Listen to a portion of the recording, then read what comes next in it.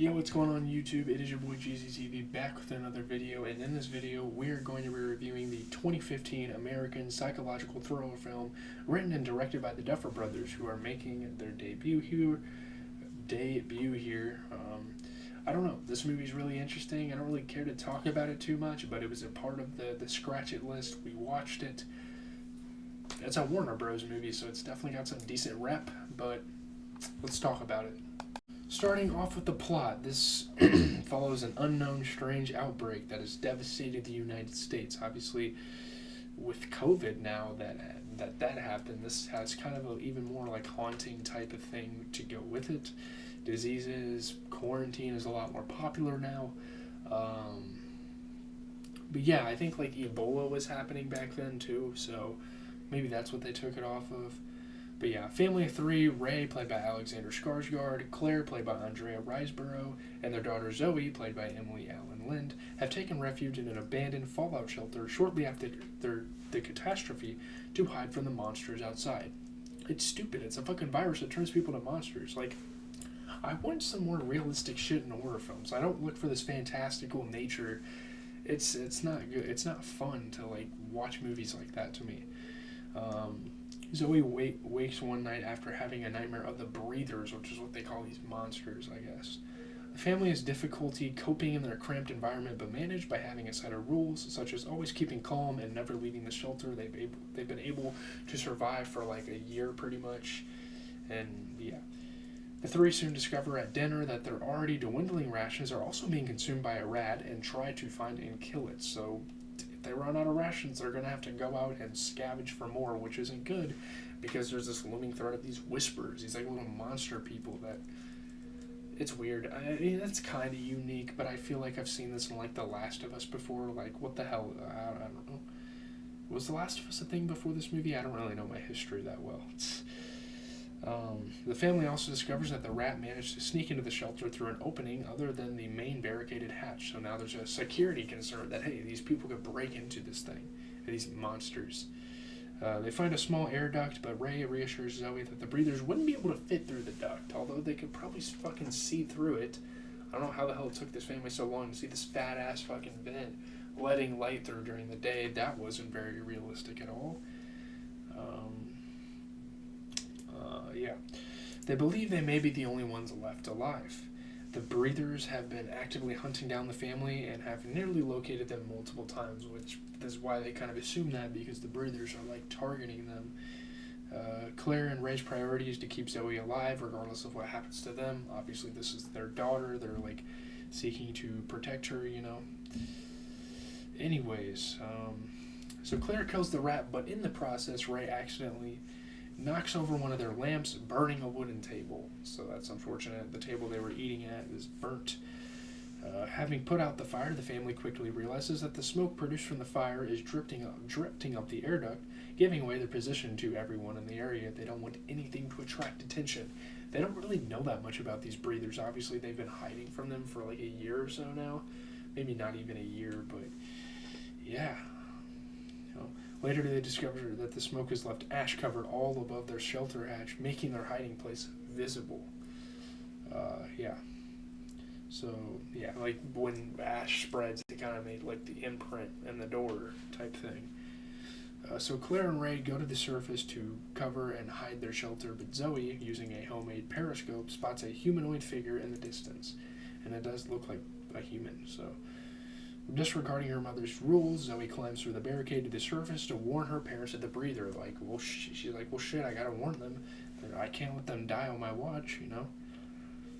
She manages to warn them, and they all go back into the shelter, but are followed, of course. Like, this is when it's really going down. Like, they're starting to get attacked by these breathers.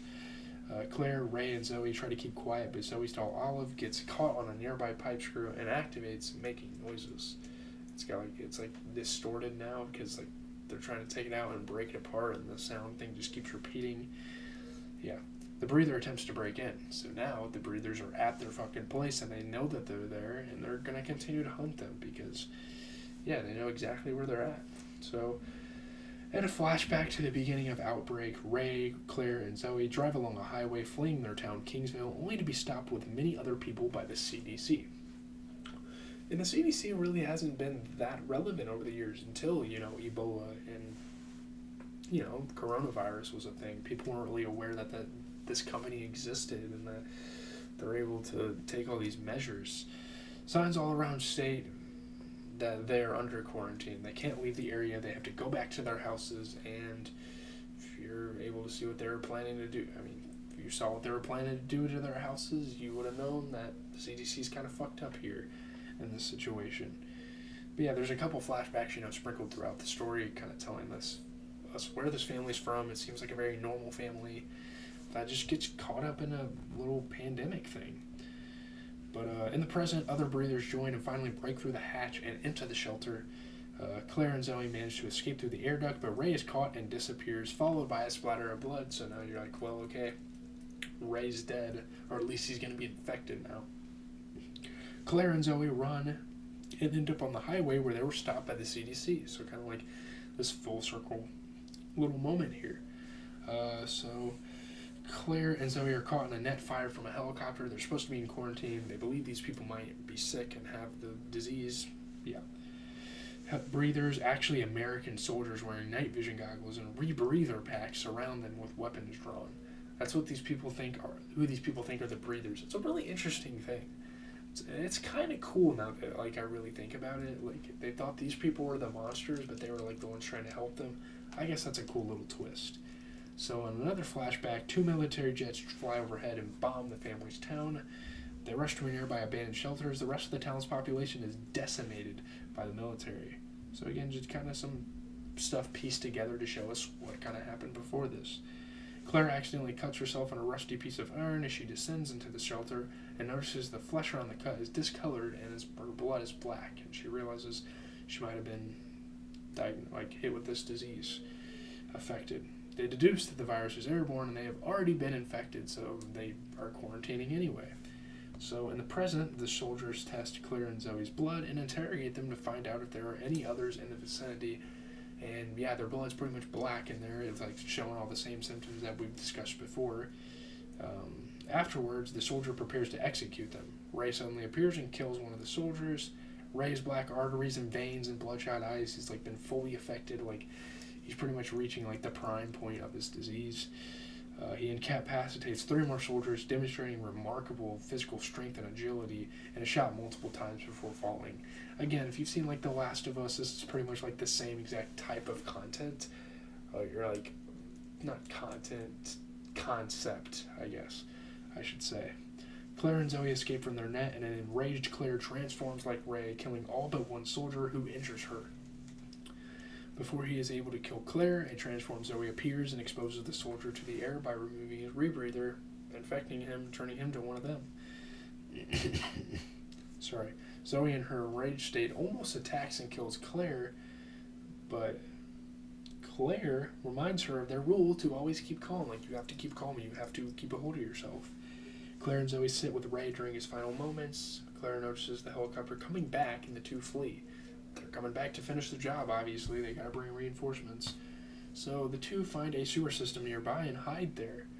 They hear someone approaching who turns out to be Zoe. Or Joey, Zoe's friend and next door neighbor. They kind of have a real little funny little childhood romantic thing going on with each other, I suppose. And forgot to mention him from the flashback. So he has survived and leads them to others just like them within the underground sewers. So before Zoe and Claire join the community, or the group of infected survivors, Zoe notes how they managed to survive to day 302 while looking at the sun rising through a nearby window. Claire says, not days, implying that their days are really miracles, something Ray called each day at the beginning of the film, I guess, which is kind of a cool little ending. Claire looks up into the window before climbing through the sewer hole, revealing her bloodshot eyes. Stupid ending. It's not really fulfilling. I don't know. There's a lot of bad things about this film that I don't care to ever watch this or ever see a film like this again. I've had enough of apocalyptic, zombie, pandemic type of movies. I've watched way too many of those. I think I'm done with it. Let's get to the review. There's not really a whole lot to say about this film. It was a pretty limited release. Not a lot of people were talking about it. It is Warner Bros. It looks very promising for a debut. It's controlled. The Duffer Brothers did an okay job at, putting something together. It accomplishes what it sells out to do and does so in a pretty minimalist manner, maybe even a creative manner. It's a B film. It's definitely not an A film. It might even be a C film for me. I'm not really that big of a fan of this thing. I mean, it's a decent thriller horror film. You know, the conclusions, I guess it's kind of cool to see them reunite. I don't know. It's kind of a grown-up, mature movie that's a far cry from the typical low-budget offerings we're more accustomed to. It is mature, you know, it has some mature concepts. It's got some things under the surface that, you know, you can kind of appreciate about the film. But I just don't have a lot to say about it. I don't really care for it. I've seen movies like this being done before. Why does this movie exist? That's literally what is going to be in the title or what is going to be in the thumbnails. Why does this movie exist? When we have The Last of Us, when we have The Walking Dead. And this movie was under like an hour and 20, so we really didn't get that much apocalyptic content. You know, I know there's people that are like really big fans of that type of film. We don't get it that much. I mean, if you want it, go watch the entirety of The Walking Dead, which obviously that show gets saturated and it gets annoying. But, yeah, it is what it is. For a debut film, I would say it's pretty good. It's a lot more polished than it probably should be, but it's cool. Shout out to the Duffer Brothers. I feel like they've done a couple films now. I've heard about them. So, yeah. Nice little video, I guess. If you're a fan of this movie, watch the review. I don't fucking know. I'm really just excited about my edited videos because you guys have pushed my James Harden video to almost 2,000 views. I really appreciate it. So, I'm out, guys.